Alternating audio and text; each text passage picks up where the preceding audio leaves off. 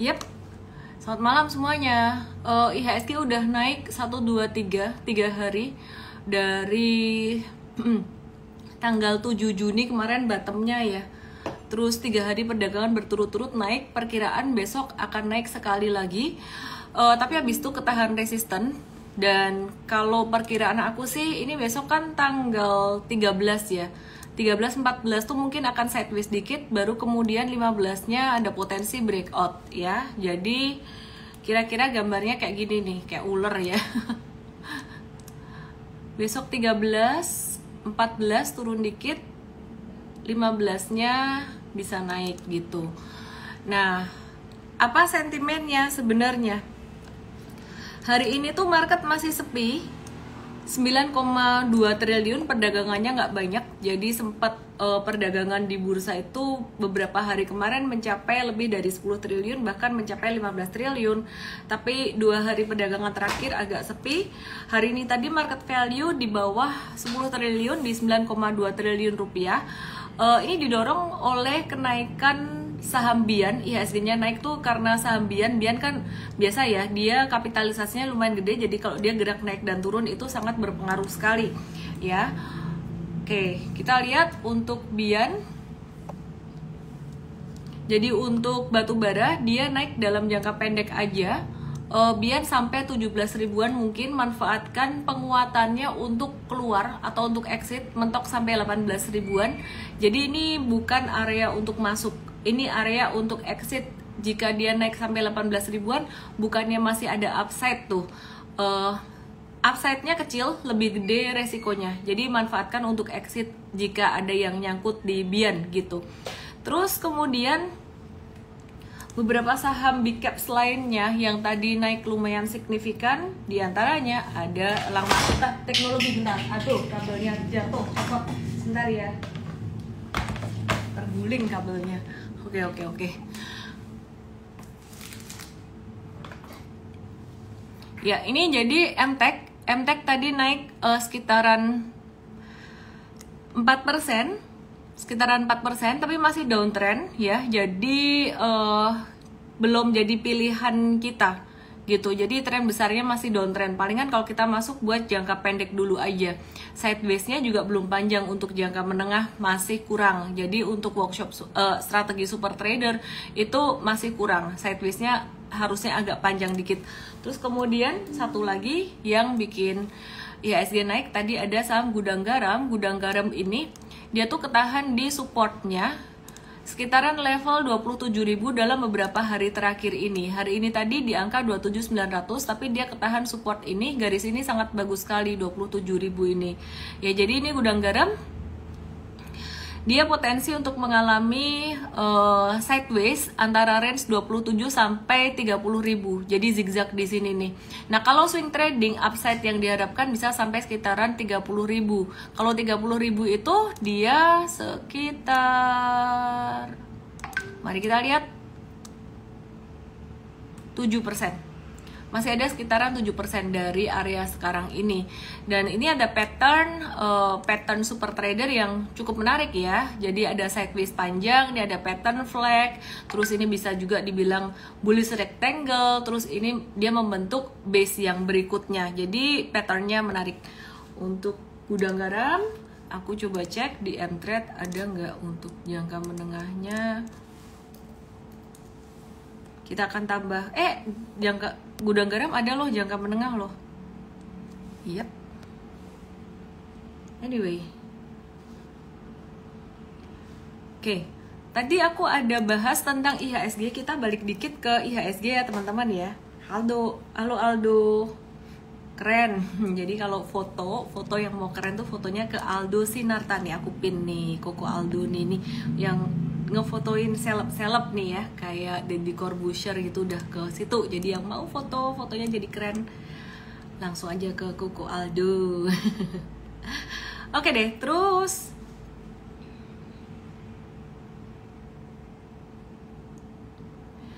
berikutnya saya mau bahas kenapa IHSG. Saya gambar begini, tanggal 12 hari ini 13-nya besok kemungkinan naik dikit atau sideways, 14 bisa turun dikit, 15-nya naik. Karena tanggal 15 nanti ada FOMC meeting. FOMC meeting itu apa sih? FOMC meeting ini adalah rapat dari The Fed atau Bank Sentral Amerika yang akan membahas kebijakan makro, salah satunya suku bunga Amerika. Nah, perkiraannya dari FOMC meeting ini bakalan menahan suku bunga. Suku bunga kemungkinan nggak naik lagi, ataupun kalau naik itu adalah naik yang terakhir. Kenapa? Karena inflasi Amerika ini diproyeksi bakalan melandai ke level 4,3%. Jadi ini beberapa hari ini adalah masa-masa penantian. Tanggal 15 ini adalah masa penantian FOMC meeting, tapi besok nih ya, ini adalah ada pengumuman inflation di Amerika. Ya, jadi ada pengumuman inflasi Amerika yang berpotensi untuk dia turun ke angka 4,3%.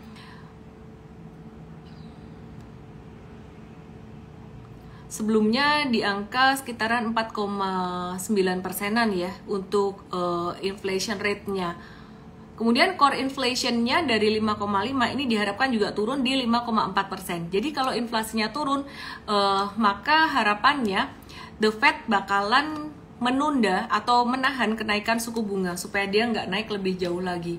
Oke, aku mau buka chart lagi ya, chart aku ketutup, sorry, kepencet barusan. Chartnya kepencet sebentar ya. Mouse-nya agak ngadat, nggak tahu mouse-nya atau laptopnya nih, Windows-nya udah agak ngadat nih. Perlu dilem biru kayaknya ya.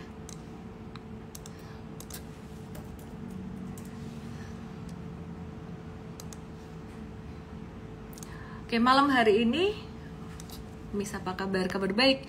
Bahas papan saham pemantauan khusus ya. Aku mau bahas itu sih emang. Jadi hari ini tuh ada pengumuman tentang bursa tuh mulai menerapkan papan pemantauan khusus. Nah, singkatnya tuh apa sih sebenarnya papan pemantauan khusus ini? Adalah papan untuk emiten-emiten yang dianggap bermasalah, jadi perlu dipantau secara khusus gitu. Nah, jadi papan pemantauan khusus ini dia kriterianya apa aja? Nah, kalau kita perhatikan, salah satu kriteria yang paling simpel dari papan pemantauan khusus ini adalah saham gocap. Jadi saham yang harganya 50 itu udah otomatis pasti masuk ke papan pemantauan khusus. Kemudian yang kedua, emiten ini di auditan terakhirnya tuh nggak ada disclaimer-nya, sesimpel itu. Kemudian yang ketiga, dia tuh nggak ada membukukan pendapatan atau tidak terdapat perubahan pendapatan pada laporan keuangan auditan gitu. Jadi ada beberapa kriteria ya. Nah, kemudian yang berikutnya, dia tuh juga tercatat dalam bidang usaha pertambangan mineral batu bara yang udah melaksanakan tahapan operasional produksi tapi belum sampai tahapan penjualan gitu. Jadi ada banyak banget kriterianya, ada sekitaran 11 ya. Ini di berita juga udah banyak banget. Dan barusan di Mtrade ini dibikinin satu artikel yang berisi dari 171 saham yang masuk papan pantauan utama ini. Nah, yang menarik adalah saham yang masuk dalam papan pantauan utama ini ketentuan auto rejection-nya itu ditetapkan 10% untuk saham yang harganya di atas Rp10. Sedangkan harga saham bisa naik atau turun itu bisa dalam range 10%. Jadi saham di atas Rp10 sampai gocap itu dia kalau naik turun sekitaran 10%. Terus bottomnya berapa dong? Bottomnya jika harga saham tersebut udah berada di angka 10 atau lebih rendah, maka auto rejection-nya ditetapkan di level 1. Jadi sebenarnya kalau ditanya ini efeknya apa? Efeknya adalah resikonya lebih tinggi lagi. Peraturan ini akan membuat saham yang tadinya tidur di angka 50 itu jadi lebih berfluktuasi. Kemungkinan jadi bisa ditransaksikan ya. Ada value transaksinya. Cuman kalau saham itu udah di angka 50, yang terjadi biasanya malah makin turun, bukan makin naik. Kenapa? Ya karena logikanya saham-saham yang ada di angka 50 itu sebenarnya nggak laku.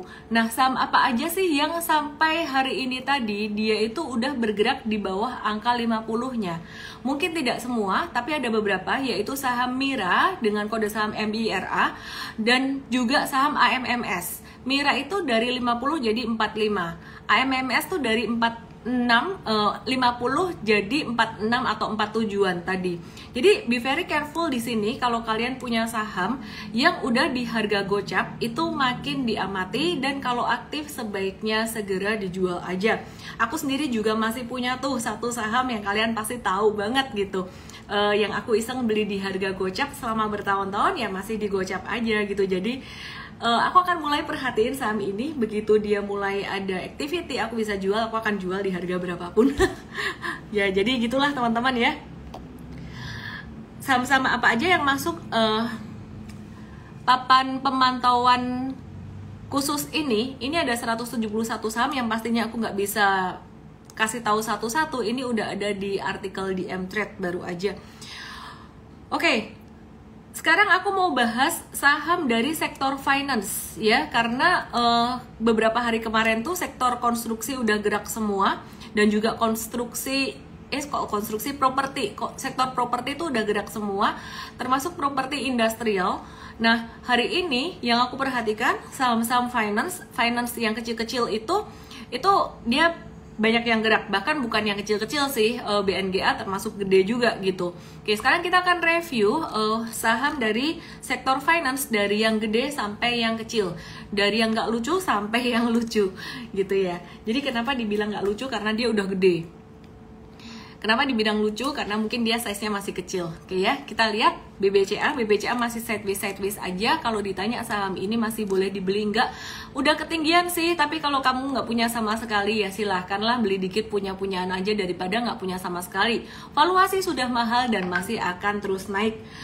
Jadi itu karakter saham perbankan yang dia secara fundamental memang bagus. Kemudian BBRI ini juga sama kayak BBCA ya, jadi dia secara fundamental dia memang valuasinya udah mahal, cuman kalau dilihat di sini trennya masih naik. Kalau mau beli mungkin tunggu sekitaran 5250 turun sampai area itu, belum tentu dikasih juga. Jadi kalau mau ngicip daripada nggak punya sama sekali, beli dan simpan aja untuk jangka panjang. Jadi aku sendiri udah dalam posisi ngehold semua untuk saham-saham big cap perbankan ini. Beberapa waktu kemarin aku sempat jual dikit BBCA aku, karena ternyata aku punya BBCA lebih di portfolio saham margin, tapi nggak pakai utang sih, sama aja.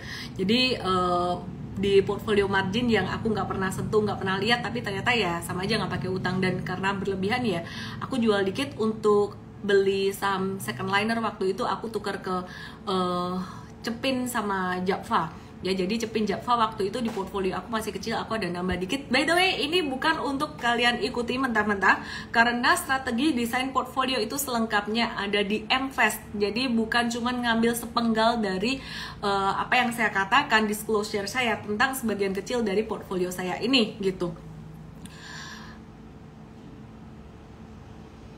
Masih lebih murah BBRI dari valuasi ya. Beda dikit ya. BBRI nggak murah juga sekarang. Terus kemudian kita akan lihat BMRI sama seperti BBRI dan juga BBCA, dia ini sideways tapi sama juga, dia secara valuasi juga udah lebih mahal dari pastinya beberapa tahun sebelumnya. Jadi tinggal ngehold aja. Demikian juga dengan BBNI, ini kemarin di Mvest kita ada remind to buy sekitaran area ini karena pasti naik, nggak mungkin dia nggak naik. Jadi untuk saham-saham big caps banking 4 ini nggak usah pusing kalau dia turun, itu artinya malah waktunya untuk masuk. Jadi turunnya gimana? Bisa pakai technical, emang bisa pakai technical. Contohnya kayak gini, BBNI itu kalau dia turun sekitaran mungkin 87-88 tuh supportnya saat ini. Jadi kalau dikasih lagi di angka 87-88 udah serok aja, nggak usah pakai mikir 2 kali gitu, karena jarang banget terjadi kesempatan di area itu. Kalau breakdown lagi gimana? Turun lagi ya udah biarin, bisa balik kok. Oke, terus kemudian kita mau review untuk beberapa perbankan yang lain. Yang ini aku mau review dari BNGA dulu. BNGA atau Bank CIMB Niaga Tbk ini bukan termasuk Big Four, tapi kalau ditanya setelah Big Four pilih apa? Aku pilih BNGA. Dan sekali lagi teman-teman, di Mvest ini juga udah direkomend dari Januari kemarin. Jadi dari udah lama. Kalau di Mtrade kan namanya trading, kita TikTok ya, beli jual gitu. Nah, jadi untuk BNGA ini termasuk salah satu emiten perbankan yang fundamentalnya bagus dan masuk di portfolio Mvest juga dan portfolio pribadi aku juga gitu ya. Jadi returnnya udah lumayan banget. Kalau di porto pribadi aku coba cek ya, kira-kira aku lupa pastinya berapa karena saham investing kayak gini aku nggak merhatiin terus. Mungkin sekitaran 30-an% kali ya. Jadi aku waktu itu beli pas lagi sideways di sini ya. Nanti aku cek, kalau nggak lupa aku share ke teman-teman tanpa nominalnya pastinya. Kenapa sih nggak mau share portfolio dengan nominalnya? Karena malu sama temen yang modalnya lebih gede kayak Pak Hermanto Tanoko, sekali invest puluhan miliar gitu, itu di satu saham. Wow, itu kecil ya buat beliau ya. Jadi gak usah pamer-pamer, oke? Karena masih ada yang lebih tinggi dibandingkan yang udah tinggi gitu. Oke, kita lihat sekarang secara teknikal gimana BNGA. Kalau secara valuasi besok kita akan update di MVest. MVest besok akan ada gathering untuk saham-saham sektor perbankan dan juga saham yang lainnya kita akan update secara valuasinya gimana. Coach and Trade yang nonton ini ya tolong besok dibuat ya gathering MVest untuk bahas valuasi saham perbankan dan juga saham yang lainnya. Tolong di WA di WA saya ya kalau ada yang nonton ini coach.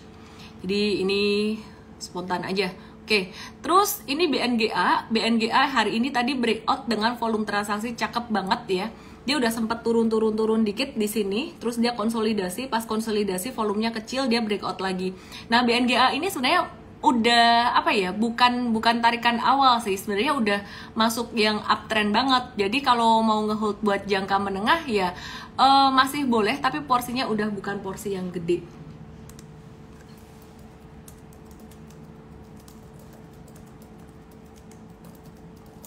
Oke, terus kemudian selain BNGA di sini aku mau bahas dulu BNGA bisa naik sampai ke level berapa. BNGA ini udah lumayan tinggi banget nih. Dia bisa naik sampai ke level berapa sih? Kalau jangka pendeknya ini kan udah dikasih tahu sama coach ya, sekitaran 1600 sampai 1660. Tapi BNGA ini kalau untuk jangka panjangnya itu bisa sampai sekitaran 2200 sampai 2600 upside sekitaran 1 tahun. Oke. Disclaimer juga teman-teman ya, karena valuasinya udah agak tinggi. Confident nggak dia naik lagi? Confident. Dalam jangka panjang confident naik lagi? Iya. Tapi kalau dalam jangka pendek ada fluktuasi normal dong ya. Nah sekarang aku mau bahas BFIN nih. BFIN, BFI Finance Indonesia Tbk.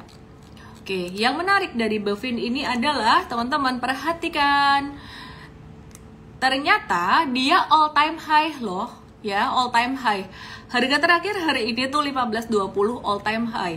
Artinya apa kalau all time high? Dalam ilmu yang saya ajarkan dalam workshop Super Trader, all time high itu artinya the sky is the only limit, gak ada limitnya. The sky is the only limit. Jadinya dia berpotensi untuk gerak terus naik ke atas gitu. Tapi pastinya tetap ada fluktuasi dalam jangka pendek sehingga masuknya juga nggak boleh ngawur, apalagi all in. Oke, aku sekarang mau review buat daily chartnya.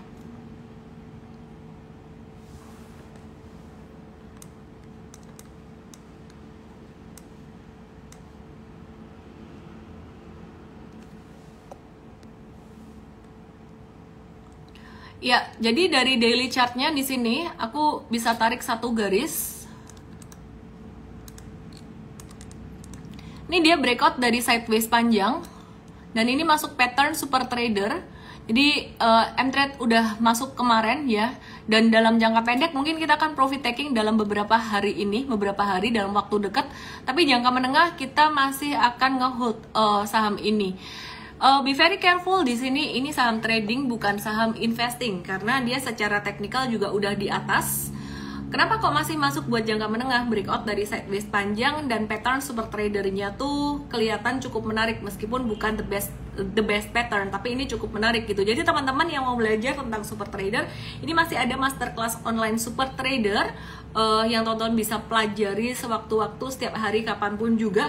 Kalau workshopnya kapan? Workshopnya masih tanggal 2-3 September nanti offline live ya, live langsung. Jadi teman-teman bisa lihat langsung, bisa langsung ngobrol dengan saya tanggal 2 dan 3 September di Jakarta. Venue-nya di mana kita belum putuskan karena ya baru tadi baru tadi di plan. Terus untuk workshop psikologi tradingnya mundur dengan pertimbangan nanti teman-teman yang habis ikut workshop super trader barangkali mau ikut itu, karena syaratnya harus udah ikut workshop super trader dulu baru bisa ikut yang psikologi trading itu diutamakan.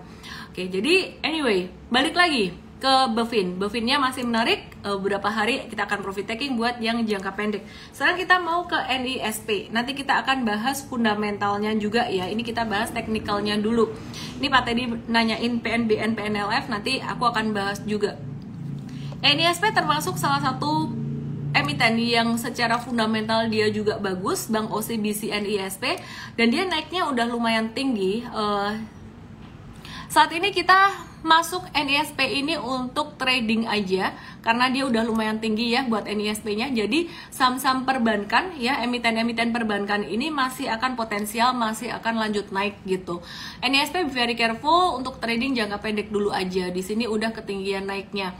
Nah, kita mau watch untuk emiten sektor finance di luar banking yaitu Tugu yang sempat beberapa waktu kemarin itu naik lumayan signifikan dan membentuk pattern super trader juga. Aku nggak jelaskan di sini pattern super trader itu gimana. Hari ini dia breakout lagi, secara fluktuasi resikonya lumayan tinggi buat Tugu ini, tapi tadi entret ada masuk dan kita bisa trading untuk beberapa hari ke depan untuk profit taking gitu ya, tadi udah masuk. Nah sekarang aku mau bahas secara fundamentalnya dulu gimana untuk beberapa saham, beberapa emiten sektor finance itu tadi ya, terutama yang second liner dan juga yang dari sektor finance non banking yaitu Tugu.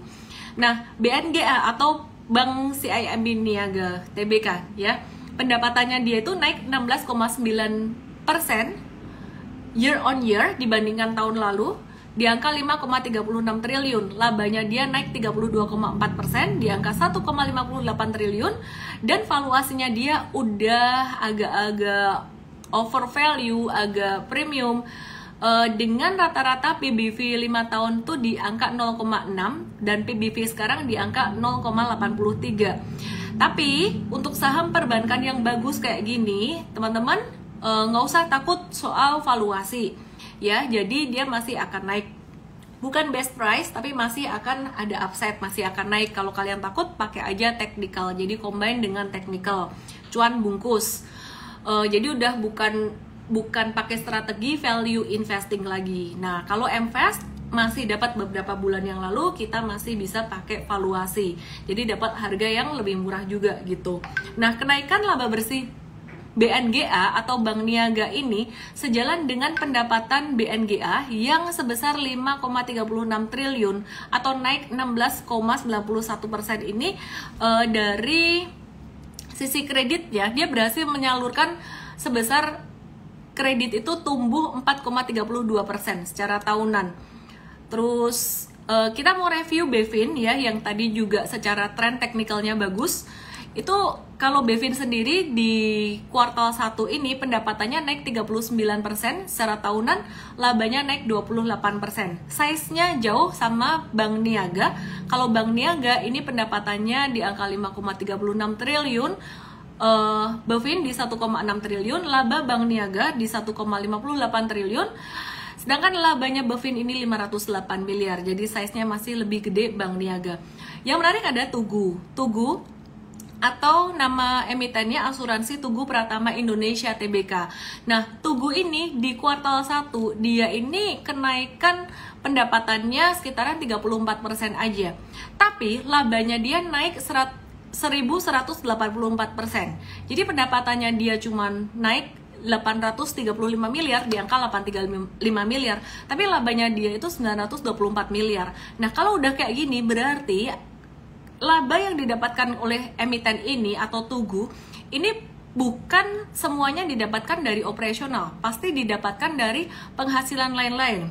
Setelah kita cek dari laporan keuangannya ya, ternyata pendapatan laba bersih dari Tugu ini naik karena apa?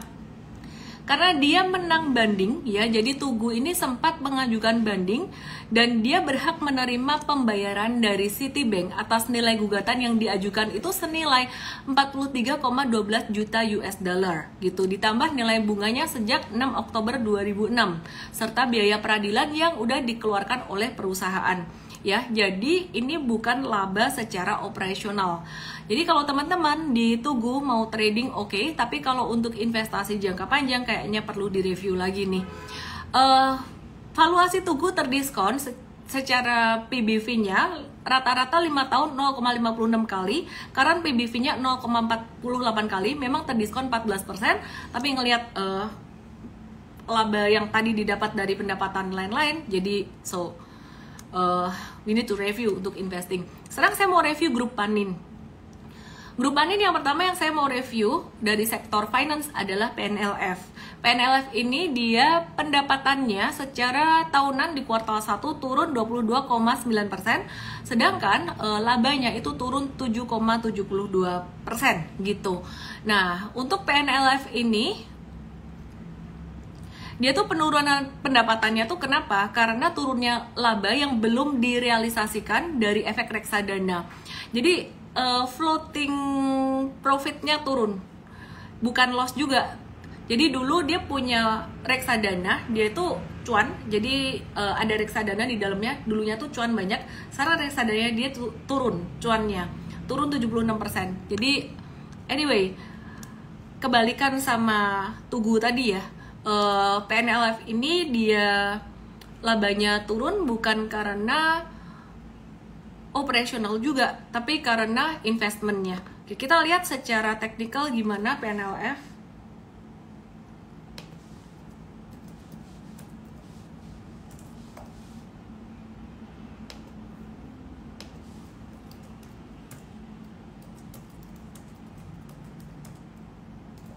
Bentar ya. Oke.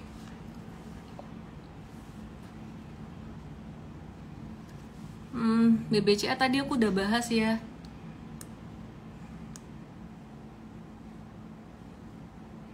Oke, ini dia PNLF. PNLF ini dia tadi naik dengan volume transaksi sangat tinggi dan masih di stage 1 atau stage sideways-nya. Jadi tadi kita ada masuk, ini spekulatif banget, spekulatif buy on breakout ya. Jadi buat jangka pendek dan jangka menengah, kenapa jangka menengah? Karena ada sideways-nya di sini. Tapi teman-teman kalau nggak siap dengan resikonya alias masih pemula, sebaiknya wait and see dulu.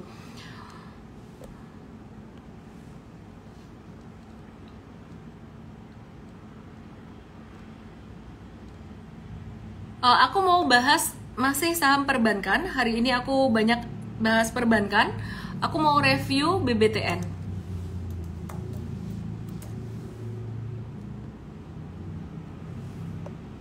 Valuasi dibahas besok di MFest.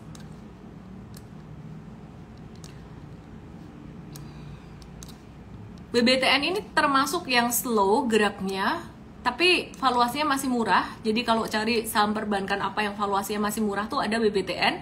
Dan kalau kita perhatikan chartnya gimana secara teknikal, aku pakai monthly chart aja ya, karena daily chartnya sideways banget gitu.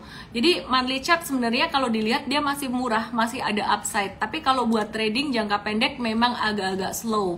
Momentumnya masih belum ada buat BBTN ini gitu.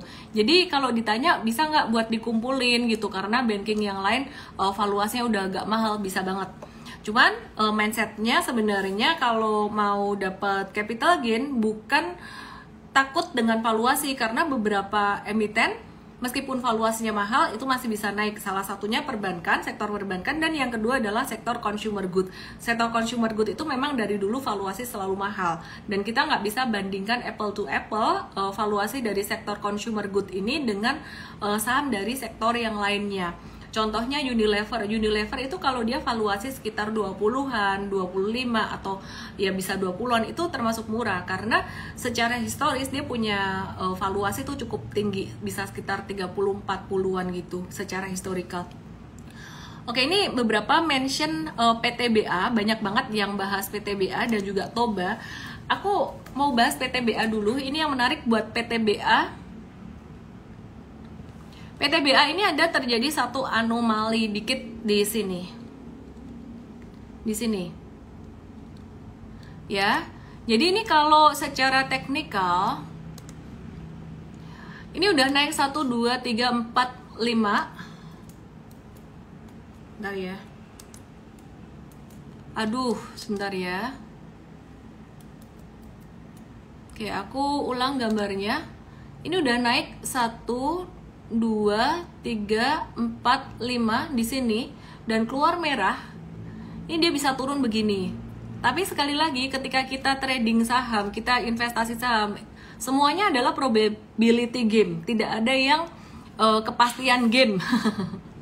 Kepastian game. Jadi nggak ada yang pasti gitu. Jadi di sini secara probability kalau saham udah keluar merah ini akan koreksi. Tapi yang terjadi dia naik, terjadi anomali di sini. Ini naiknya udah signifikan banget 1 2 3 4 5 6. Kalau aku sih aku mendingan wait and see ya. Jadi wait and see sekali lagi kalau kita ngelihat secara teknikal ini tuh udah rawan banget profit taking. Di area 3520 ini ada resisten, di atasnya juga ada resisten lagi gitu. Jika dia anomali lagi breakout sampai 3650 ya berarti itu rezekinya yang punya PTBA atau rezekinya para nyangkuters di sini yang dia mau keluar gitu. Nah, kalau diukur dari bawah dari sini, bentar ya. Ini kan dia naiknya sebenarnya kemarin naiknya juga nggak kuat, volumenya juga nggak kuat gitu. Jadi kalau beli ini ya agak-agak spekulatif juga kemarin. Kalau M-Trade kemarin ada nitip sendal untuk batu bara tuh nitip sendalnya di do it cuan juga gitu. Jadi nggak bisa semuanya kita beli karena kita memperhatikan risiko juga. Nah, jadi ini udah naik 19%-an. Udah naik 19% dan ini ada gap di sini. Kalau ada gap tuh artinya apa? Ada gap tuh artinya nyangkutersnya banyak banget. Ini perhatikan, ini gap tuh terjadi berkali-kali. Berapa ya? 1, 2, dia 2 kali ARB terus turun dan baru balik sampai harga dekat ARB pertama tuh ini sekarang baru balik gitu. Jadi kesimpulannya para nyangkuters yang ada di sini ini bakalan mereka potensi untuk keluar dikit-dikit gitu, apalagi mereka yang udah dapat dividen banyak di sini. Jadi nggak disarankan buat masuk. Contohnya ini, ada yang bilang Martley Arts, dia masih nyangkut PTBA di 4.300. 4.300 tuh berarti lumayan lama karena ini tertingginya kemarin aja di April 4.200. Kalau 4.300 kemungkinan belinya berarti sekitar paling cepat itu sekitar 2022 Oktober. Oke. Yang nanya BNGA, BBTN tadi aku udah bahas ya. Banking aku udah bahas semuanya.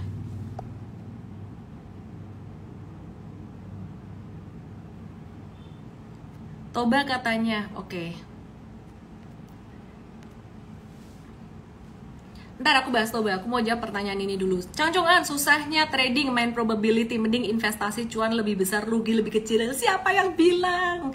Siapa yang bilang? Sama aja, kamu mau investing, kamu mau trading, semuanya probability. Semuanya probability. Kamu mau bisnis, kamu mau kerja sama orang, di dalam hidup ini tidak ada yang kepastian. Kayaknya kamu kerja sama orang ya, dapat gaji kepastian tiap bulan.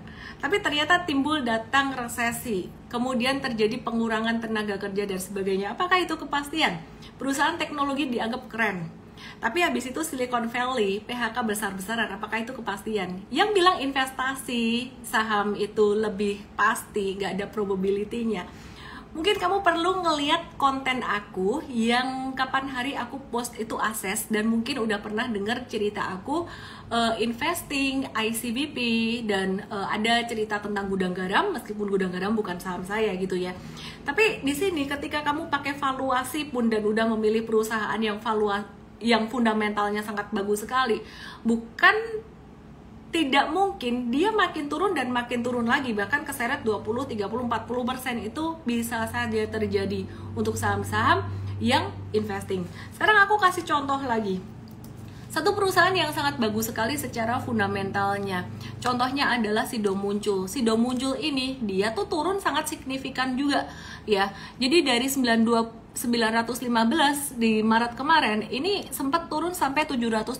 Kalau dihitung dia artinya sudah turun sekitar, aduh ngeheng, salah. Udah semangat ngomong dia pakai ngeheng lagi. Ya, dia udah turun sekitaran 20%. Ya, jadi kalau teman-teman investing waktu itu beli di timing yang cukup murah, misalkan ya pakai technical nih, combine pakai technical, oh dapatnya sekitaran mungkin level 730-an, masih samalah area sekarang. Tapi coba investingnya cuman pakai fundamental doang dan dapat di harga atas di sini. Investing juga mengandung ketidakpastian, dan menurut aku ketidakpastian di dalam investing ini, kalau pas dia mengalami kerugiannya lebih dragging dan lebih confusing, lebih membingungkan. Karena kalau trading ya, terutama strategi super trader, jadi strategi favorit aku tuh super trader sebenarnya, tapi nggak bisa setiap momen dipakai, tergantung momen market itu gimana. Sekarang udah mulai bisa dipakai lagi.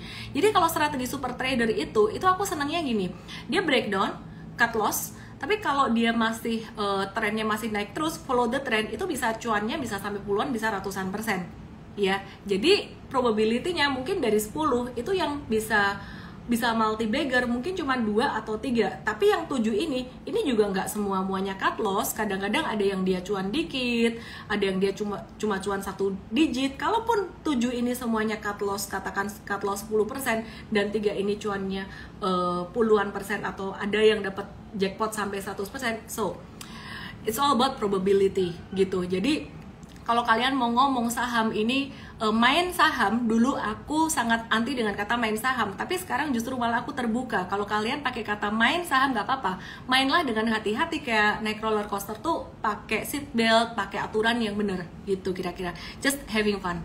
Udah 45 menit, diingetin untuk selesai. Oke, aku masih mau update beberapa saham lagi dong.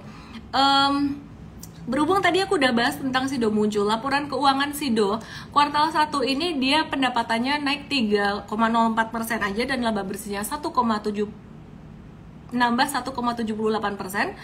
Beban pokok penjualannya Sido muncul ini naik 7,07% secara tahunan, tapi perusahaannya masih bagus ya. Beban penjualan dan pemasarannya turun 10%, dan biasanya Sido ini rajin membagikan dividen setahun 2 kali. Jadi untuk investing masih bagus, dan sekarang lagi momennya turun, ya ini momennya untuk investor masuk. Tapi hati-hati, jangan asal beli aja sampai nanti jadi mendominasi portfolio. Desain portfolio itu kunci nomor 1 keberhasilan long term investing, diajarkan di MVest. Anyway, nanti tanggal 2 dan 3 September kita ada workshop super trader. Cuman kalau kelamaan nungguin September, kamu bisa belajar dari masterclass super trader online sekarang ya. Jadi bisa belajar di situ. Untuk workshop super trader kita belum buka registration, belum buka di situ. Yang offline kita belum buka. Toba tadi mau bahas tapi nggak jadi ya. Oh iya, ditagih deh.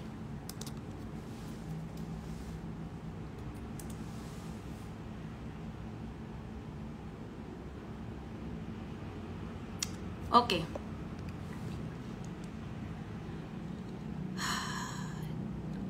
Very strong downtrend, udah mulai ada tanda reversal.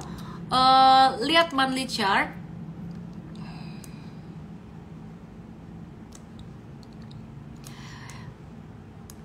Perusahaan yang jika fundamentalnya baik-baik saja dan monthly chartnya kayak gini, ini pasti akan terjadi pantulan. Ya, jadi pantulannya sampai ke level berapa? Aku sih nggak mau ngomong sampai ke level berapa. Aku bahas di morning briefing M-Trade besok aja. Kenapa? Karena aku nggak mau ngasih kalian too much expectation di sini. Ya, jadi mesti belajar dulu strateginya gimana. Nanti dibilang lagi, Ellen bilang Toba bisa sampai di sini gitu. Jadi kalian mesti tahu dasarnya saya ngomong itu sampai bisa naik sampai level berapa tuh alasannya apa. Cuman kalau dalam jangka pendek diperhatikan buat saham Toba ini. Ntar aku gedein dulu chartnya biar kelihatan.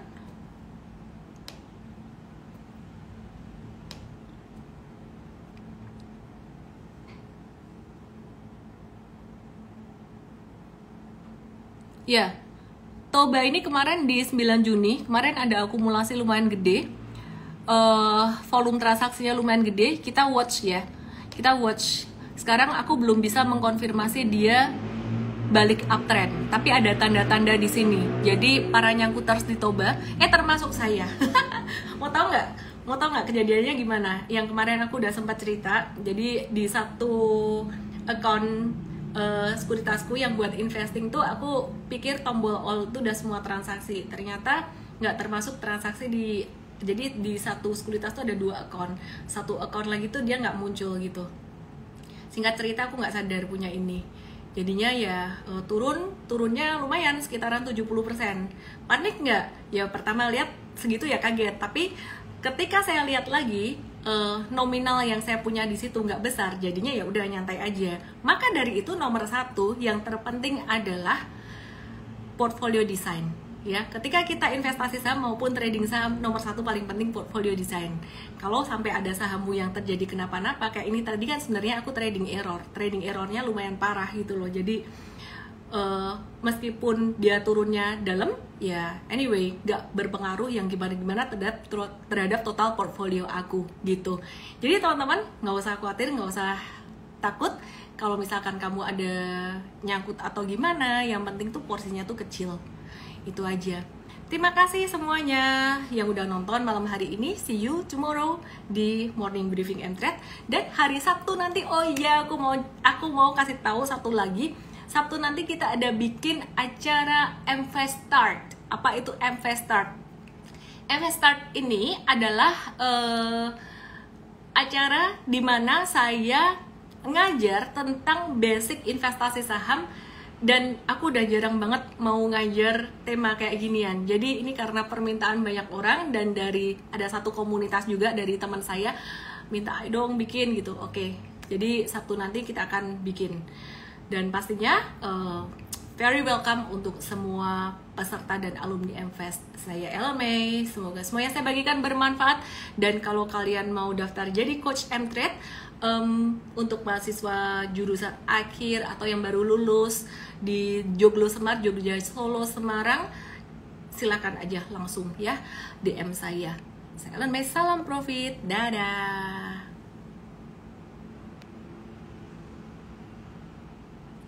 Good night everyone.